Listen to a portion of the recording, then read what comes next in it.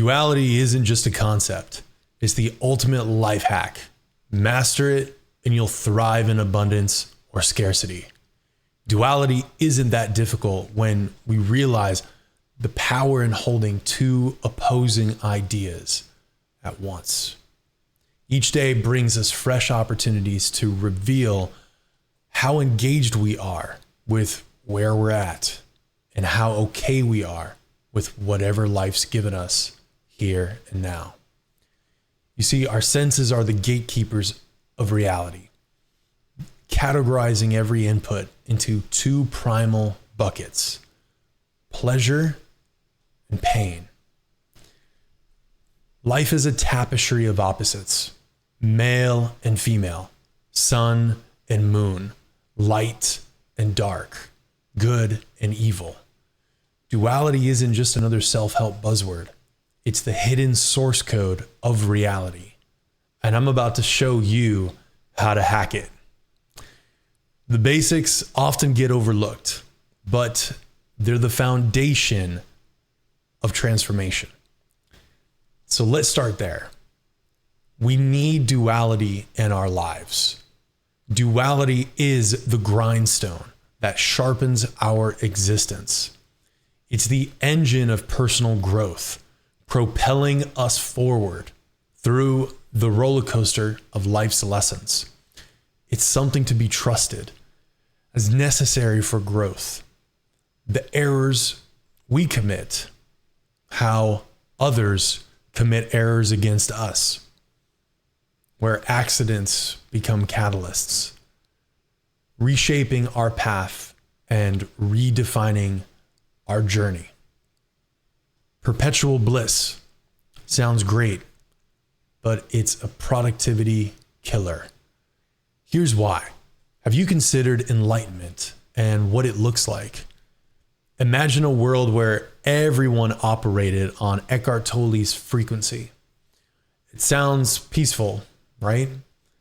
But here's the catch.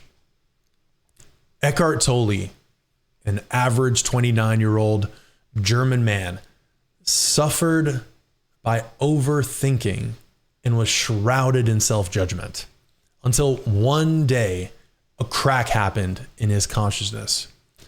He then took on a life for about 2 years, living homeless on a park bench. Many people in the spiritual community have read his book, The Power of Now.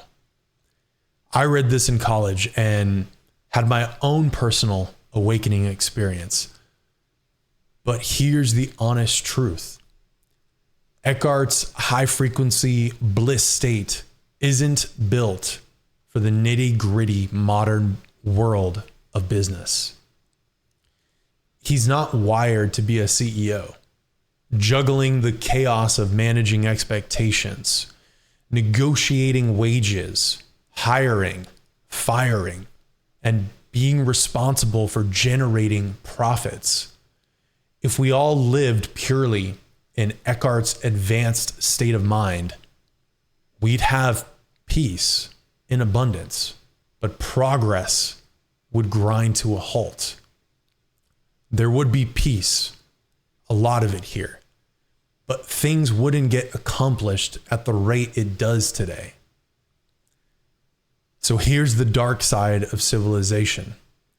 It hijacks our nervous system to supercharge productivity. It's time to reboot your reality. I'll teach you to spot the hidden advantages you've been missing. The key is we're not just one self. We're a dynamic duo. Self one and self two, each powered by a different nervous system state. Self one is your inner talking critic associated with the sympathetic nervous system. Think of your sympathetic nervous system as your internal alarm system. When it's triggered, your primal brain takes the wheel, leaving you reacting instead of responding. The primal brain in this nervous system mode consists of your reptilian brain, the brainstem behind your lower neck, and the middle part of your brain, known as the mammalian brain.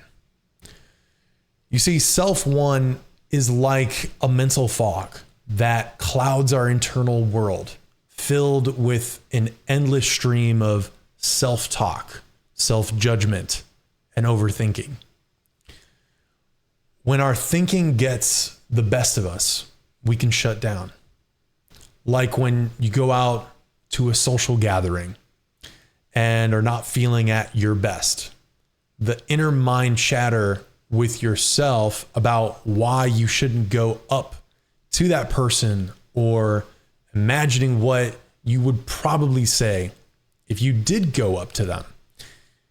You see, you're stuck in your head, building patterns and creating logic, not in touch with the experience of the world outside of you.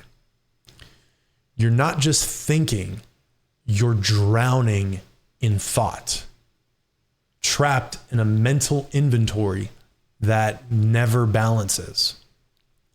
This isn't the selfless presence that spirituality preaches.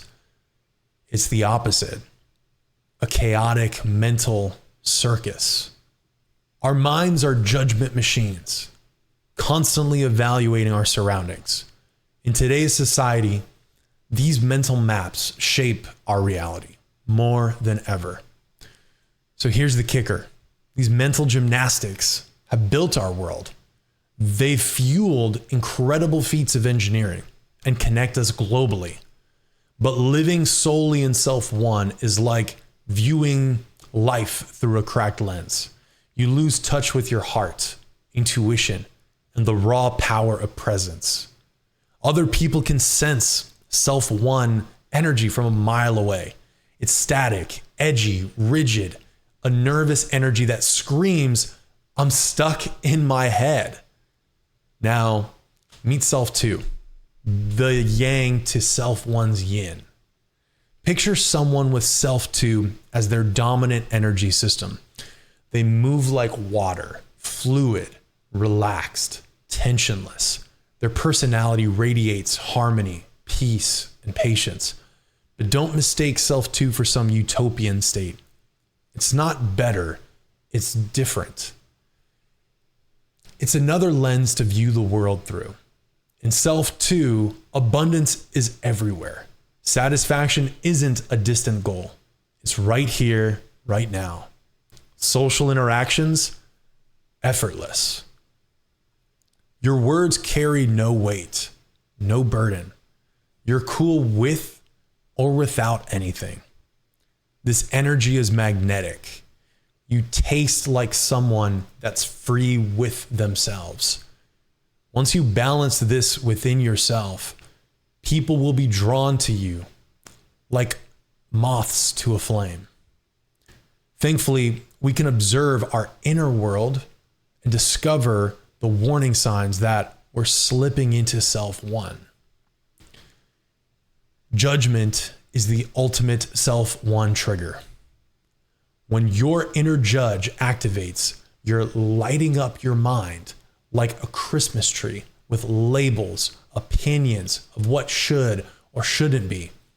You're not in a trusting state of going with the flow. There's resistance.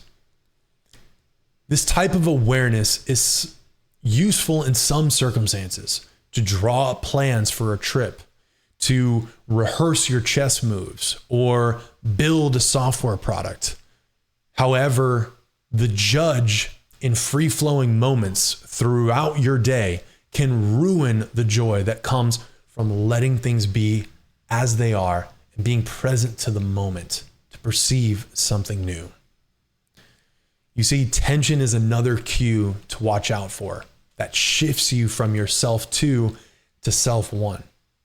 Remember, the sympathetic nervous system gears you up for battle, tenses your muscles to activate them so they are tight and rigid, ready for sharp decisions to be made automatically for your survival. Living permanently in a tense state is the benchmark of unhappiness. You're not relaxed. You don't enjoy the breath as it comes in and out without even needing to notice it. Tension can be felt in a few areas on the body. Pay attention, because I'm going to share the secret relaxation process to help me trust more myself too. Let's pinpoint your tension hotspots. We have tension that appears in our face. You can think of our faces as the emotional billboard that people first see to understand what's going on in our inner world. Try this.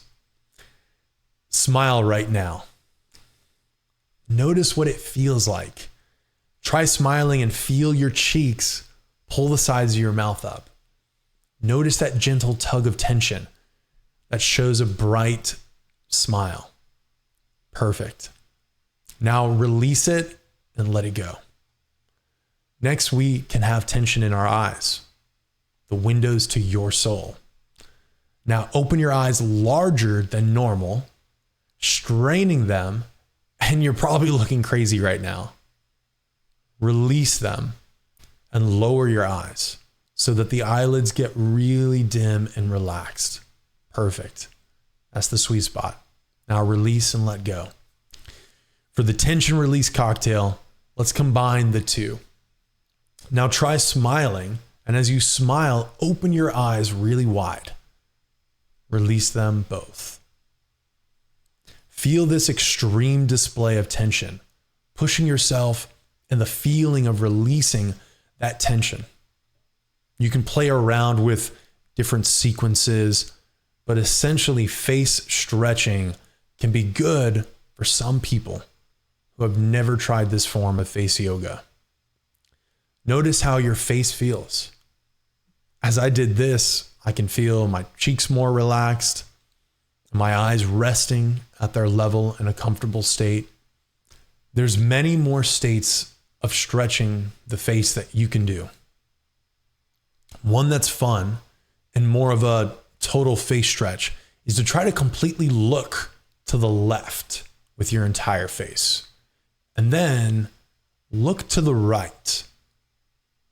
When you practice this a bit, you can do this stretch subtly as a form of relaxing without doing a major face spasm. Another area for relaxation is your upper back, flexing your traps and bringing them up, and then slowly releasing them and trying to focus on that sensation of your upper back relaxing. These aren't just silly exercises. They can be a direct practice of releasing from one extreme to another. Releasing and letting go is the secret. Like duality, having one side and moving to the other, the key is finding the balance between, fully extending yourself and not trying at all. This is important for understanding the physical manifestation of actually relaxing into the parasympathetic nervous system. If you don't understand the difference between sympathetic and parasympathetic, self 1 and self 2, then this physical exercise of stretching the face muscles, the back muscles, and other parts of the body can be a great introduction into experiencing the difference. Another cue that you're shifting from your self 2 to self 1 is an attempt to control. This strain of wanting something to be a different way, let's say in a context of social communication where this is obvious. Let's say you're talking with someone and want to make a good impression or sound like an authority. You want to control the outcome of the conversation, negotiate a deal, network with the person, or win over your date. This control acts like a buzzkill if it's overemphasized, because the other person can feel your neediness for wanting a certain outcome. The energy you put off when wanting to control is almost like a forcing, a taking, a neediness that comes from it. that needs to be this way. In a context of business, this is more applicable. The work system needs to be done this way, and somebody needs to follow the standard operating procedure to get the results. However, let's say you're brainstorming ideas for the business. In this context, there would be more room for chaotic ideas to come out with less judgment because we're thinking outside the box, being more self-to and relaxed, allowing a stream of thoughts to emerge. There are some situations that being more forceful and controlling may be more aligned with what's required. The key is congruence and not feeling like you have a lack of clarity of what needs to happen if you're directing the outcome. Then there will be times when discarding the bluntness of the hammer for more of a graceful wand to perform the magic is what's needed. Another cue you are falling out of self to, fear of failure. You can't be a winner and be afraid to lose at the same time. This hesitation, the drawing back of your sword from being at the ready, gives off a half-invested energy. You can't create success if you don't put all your energy into something and engage with the moment. It won't hurt you to stand up, roll your shoulders back, breathe a little deeper, and mean what you say. In fact, that act is like a physical manifestation of an affirmation. The universe and other people will pick up on a strong signal of intention and feel the frequency of who you are as someone who is confident and whom they can trust. Being self-absorbed in your fear of not being good enough, not having your heart in the right place, losing yardage with yourself doesn't get you any closer to the touchdown. Whatever that touchdown is that you're working to, that desired outcome or positive side of duality would bring will not meet you if you don't meet it in the middle with power and action. When you show up with clarity that you want to win and are engaged, you overcome this fear of failure and manifest a stronger signal of yourself too within you. Now, you don't want to overdo it and become brash, clunky, and encumbered with too much power that you brute force yourself through circumstances. You want an attitude of engaged indifference, a quality of being relaxed in yourself too, yet sword at the ready, and a mental atmosphere of playing at your best to win. To be cool with it and to be cool without having it. You got to play to win. And you have to relax your body tension, your self-judgment, your fear of failure, your need to control the outcome, your need to win. Yet you also must win and improve your confidence in yourself, that there's power within your nervous system and self too to be trusted. Self too is the collection of your physical body, including the brain, memory bank, conscious and unconscious, and the nervous system to communicate your best. In communication, it's sort of like you bring your best to meet their best. Whatever someone is giving you, you take that and give back your best. The process of balancing two polar opposites of duality is a paradox. I know. It's as if two sides of your brain are activated at the same time, or both sympathetic and parasympathetic nervous systems are excited simultaneously. Duality is a phenomenon of nature that instills in us fear as a natural response to pressure. Can't stress this enough. To transform your life situation is understanding the opposite response to pressure, self-one, and how to integrate this new perspective of self too into your body and way of being.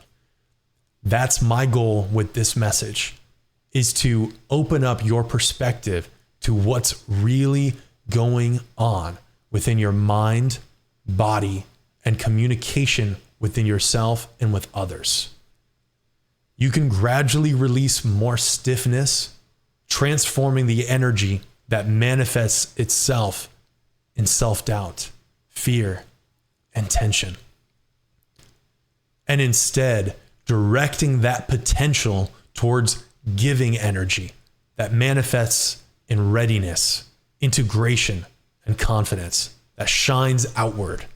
When you dial in the peace of accepting this moment, like what Eckhart Tolle teaches, connecting with the bedrock of peace within us, that peace that passeth all understanding, you transmute life's pressures into light. You create the core battery to power your expression of human experience. You light spirit's candle within you and then proceed with engaged indifference. Again, being cool with it and being cool without it. Tapping into a sweet spot on the spectrum of playing to win versus playing to lose. The brain scans of scientists have shown that by playing to win, activating our confidence, the prefrontal cortex associated with executive functions, decision-making, and emotional regulation lights up. When you're confident, there's a stronger top-down control from the prefrontal cortex down through the middle emotional brain, and then finally into the brain stem behind your neck. In situations when playing to lose, in a state of fear or rage, the brain's amygdala, the fear center, and the middle brain region shows increased activity. Instead, the flow of energy is controlled bottom up from the brainstem and limbic regions, emphasizing reaction to the sensory world rather than an integrated sense of confidence and executive control throughout the brain and body. The duality of presence, being here and now, or lost in thoughts and overanalyzing the situation, is linked with to what degree your brain is in harmony or disharmony. The $1 million secret is balance and integration. I'd like to further make a point that our sympathetic nervous system is more active in fear responses, triggering the fight, flight, freeze response. The parasympathetic nervous system is more active when you calm down, slow down your breathing rates, and relax. Our human experience is incredibly dynamic, with multiple systems firing off in our conscious awareness of ourselves. The physical brain, our nervous systems, body, and breath. Hopefully, after watching this video, you will have a new mental map of understanding how to master this ecosystem and experiment with your own self-awareness. Now that we've covered a lot of the body's duality system and laid a foundation, I'd like to discuss what are some solutions that you could put into place and where do you go from here. To seek integration, you should consciously monitor yourself and replace negative self-talk with positive statements of yourself. To know thyself isn't a suggestion. It's the master key to accessing your mind's hidden potential. This is a massive mental habit shift for beginners and adepts. By hanging on to mental self-judgment, you again hypnotize yourself with negative programming and perpetuate more harm than good.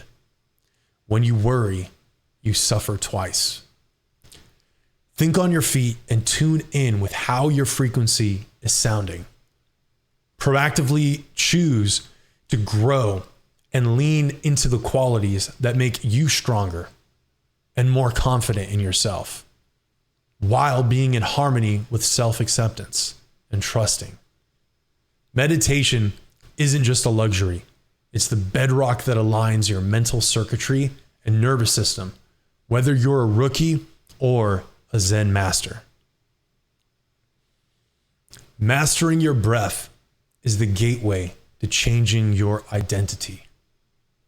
We breathe in different rhythms based on our mental state. Recalibrating your mental state is a deliberate shift from the chaos of overthinking and self-judgment to a state of centered presence. This isn't just acceptance. It's strategic self-alignment for peak performance. We calm down our breath, adjust our awareness off of worrying, overanalyzing, self-judging, and bring back to the center to hear and accepting yourself now with where you're at. What you're doing here is hacking the core operating system of your mind. You're stabilizing the volatile self-1 processes and amplifying the self-2 framework. This triggers a cascade effect, dampening the sympathetic nervous system alarm bells and activating the parasympathetic's restorative protocols. It's like defragmenting your mental hard drive, optimizing your neural pathways for peak performance and deep-seated peace. When you use your mind, it's always something in the future or in the past you're thinking about. It's focus and attention on what is here and now, where it quiets down after you give it a few moments. Sure, you can look around and see things around you, but in meditation, eyes closed, there's the darkness behind the eyelids, and there's the sense of I am. The mind wants to finish the I am wondering what I should do next. I am getting bored of this. I am going to try this meditation technique. Each mental construct is filling the glass bowl. It's looking not for any explanation, but just enjoying this moment and not taking any answer for truth. No answer is the way. Any answer you seek in meditation is trying to get something. You can't get what you already are.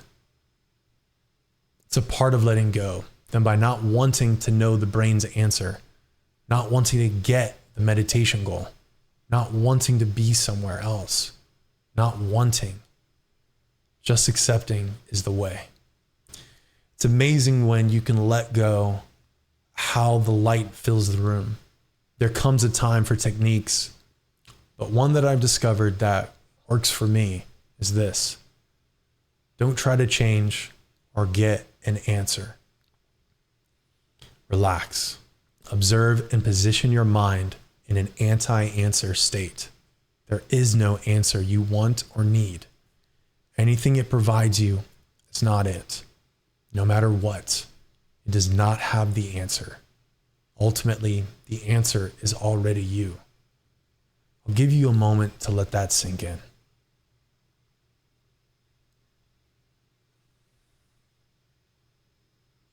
When we live more freely, one could say we act more congruently because we are no longer in a state of opposition internally and emanate a coherence that can be felt by others. It's in self-liberation, the way you live and act in the world, that makes things better. All genuine growth is a leap into the unknown. Life is guiding us from the beginning. We don't know how we got here, for the most part, and yet here we are, unfolding. What a miracle that is.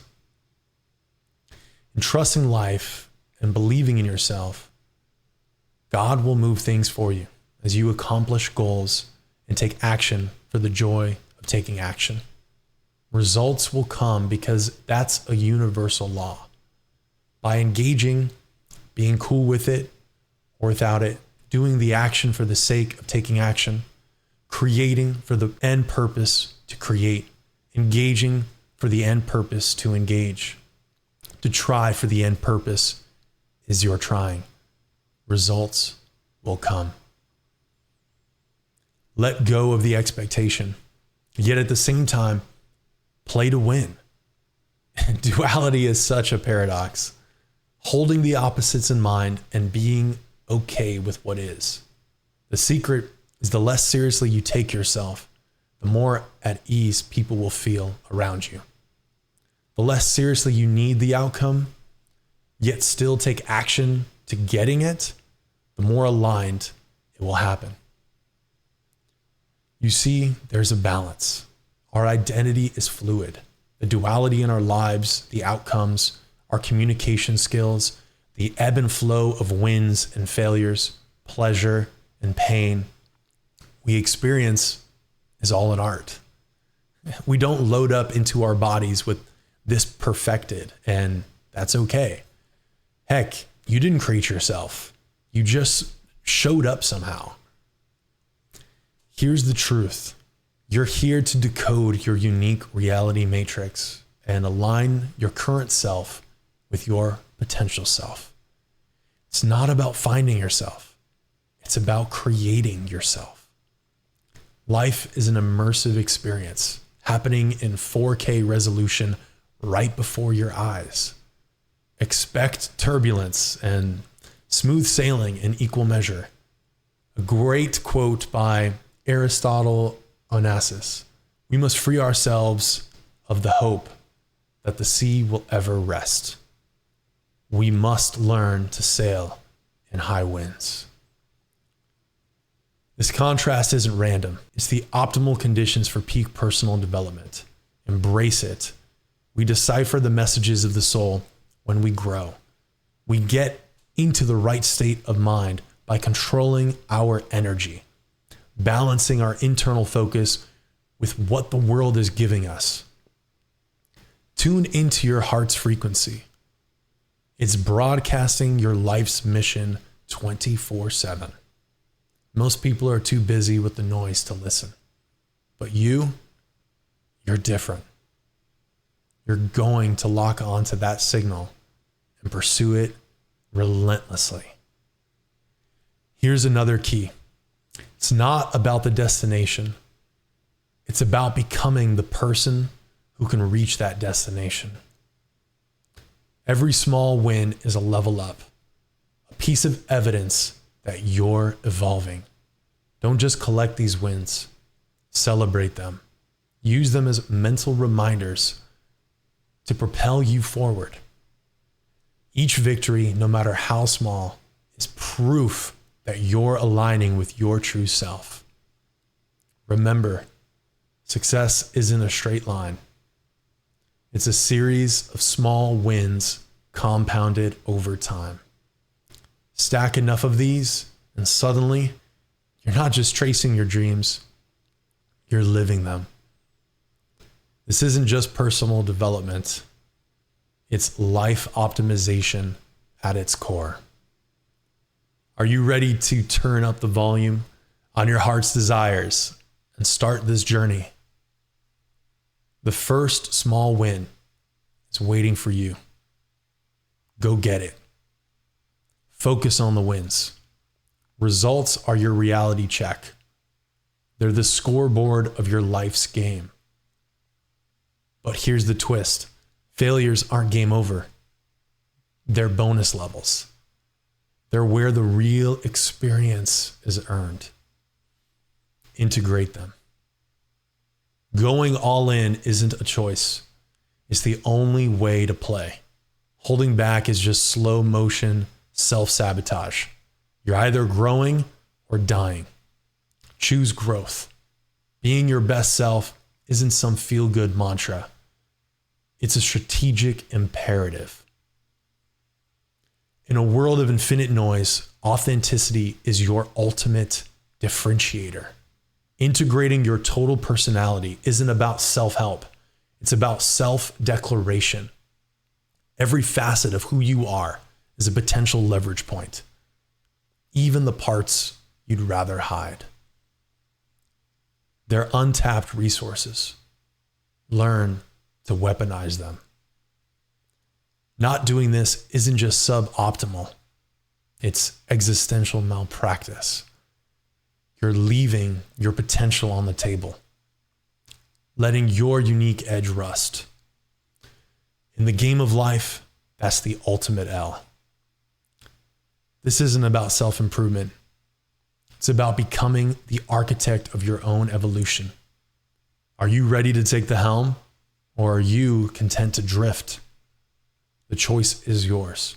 But remember, not choosing is still a choice. There's missing out on life-changing opportunities, missing out on friendships, missing out on romantic love, missing out on monumental career changes that do not exist because you chose not to act and to integrate self-knowledge. You gain clarity of mind in your life when you stack meaningful activities and accomplish goals that lead to a more ordered sense of self. Developing trust in your own skill is essential to developing your overall character. You are where you are at today. You can accept that. Here's the truth most people miss. Awareness is the ultimate meta skill. It's not taught in schools, but it should be. Couple that with the ability to recognize and leverage the checkpoints in your personal evolution. That's God-tier self-optimization. Master these elements of duality, and you've cracked the code of human potential. Everything else is just a side quest. But practicing with the wrong technique won't help you get there faster. You will learn what doesn't work, but it's faster to practice what does. Accept yourself as you are so you can grow. By exploring some of the energy systems I've talked about today, you will learn to access a more free-flowing state of mind. You will discover for yourself how these energies work and apply them differently across your experience. My intention is that you will connect with a deeper sense of authenticity, a sub-communication beneath your words, your mind, your body, that conveys a spirit true to you. Don't fight against yourself. There's so much power within you, but you short fuse the connection between your spirit and your mind and body when you agitate the frequency by wasting energy. You see, blending a smoothie doesn't force things unequally together. It doesn't overweight some parts of the smoothie over others. What makes making a smoothie the perfect analogy is the equal distribution that comes from having the right ingredients, turning on the power, and fusing the elements with equal care. That's precisely how you should work through these concepts if you decide to integrate them. They each have their own weight in your being. Give them the space they deserve. Nothing more and nothing less. Balancing opposites to master duality is not your average experience.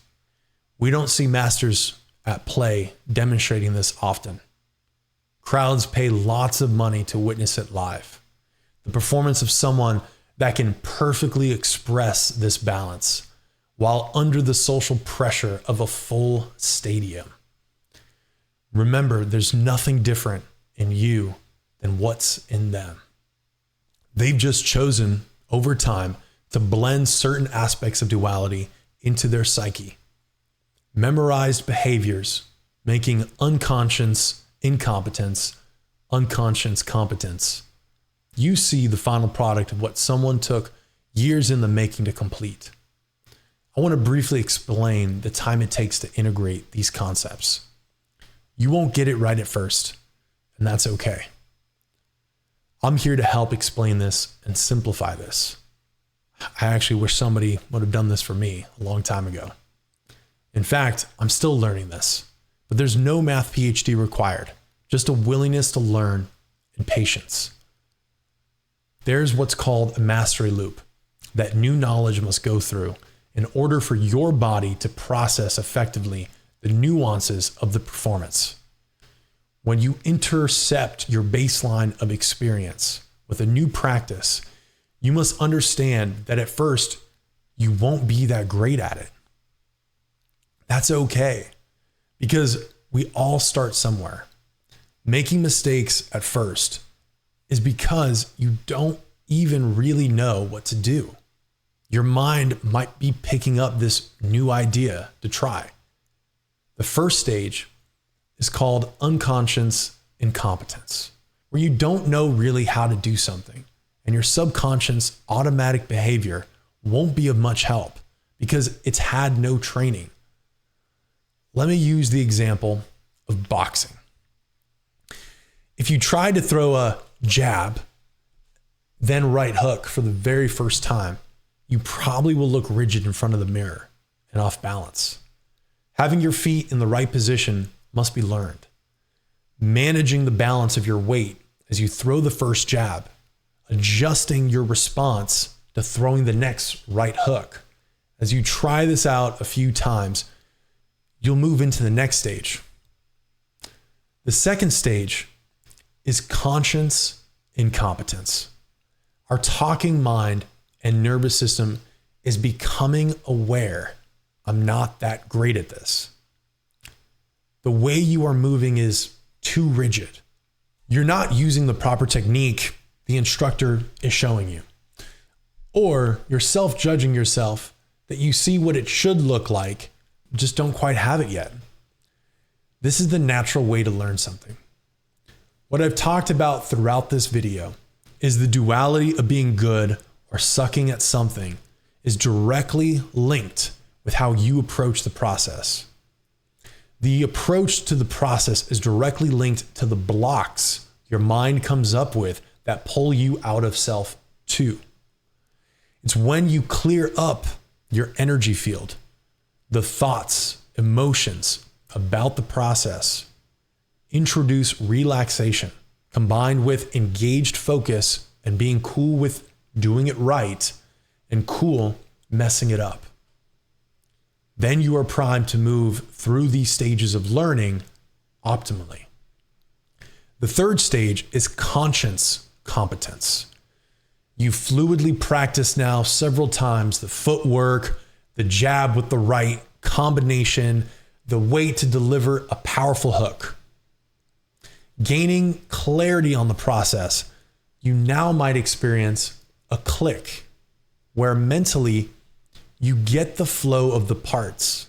You slow down the steps and enjoy a feeling of getting it. However, your mind is a double-edged sword. It's your greatest tool for growth, but left unchecked, it becomes the ego that hijacks your progress and claims all the credit. When you start to hear your inner ego inflate with identity, it comes along with, wow, I'm actually really good at this. Boom. You can drop right out of this learning curve and fall back. Those thoughts of doubt, self-judgment, fear of not getting it again, asking yourself, what just happened, will bubble up to the surface and you'll be hitting yourself on the head for it. Take this with a grain of thought because you probably are going to mess this up and fail. Perfection is a myth, but your ego didn't get the memo. It's the overzealous intern constantly fishing for compliments and trying to take the credit for your evolutionary leaps. I'm here to point out the ego, self one, has its place in your life, but it is not the source of your genius. The final stage where things don't require mental effort is called unconscious competence. This stage of learning is achieved next when you've processed mentally enough of how to do something, put it into practice, and completed the iterations to do it automatically. You can think of this final stage like driving a car. Once you've driven for a few years, there comes this point that you no longer need to think about how to drive the car. It's as easy as just getting in and doing it. Style can emerge at this point. When you've completed the mastery loop, you can perform something unconsciously because you are competent at it. Now, you've earned the reward of putting your spin on it, a sort of flair, if you will, that energetically signs the activity because you know you are just that good. Coming back to today's lesson on duality, we've covered a lot that separates the better qualities from the negative ones. What's important is that you take responsibility and seek right action. The makeup of who you are might blend and weigh certain mindset frames differently. It's your goal to experiment and find out how these ideas or identities can positively influence your experience, and everything deserves to be tested. Never take someone's word for it. Try it, and if it works, great. If it doesn't work, continue to experiment and see if there's just something to a few repetitions. There often is. I know that by stepping into the new version of yourself after this video, that you will focus on what you can control. Focus on releasing judgment during the process. Reconnect your body with your mind and allow the spirit of your actions to dictate the results you achieve. Remember this, a blending of energies. The key is creating a self-fulfilling vortex that's unconsciously competent in a system that serves your optimal performance. May you be blessed under the highest aspirations of your soul to master this. Enjoy.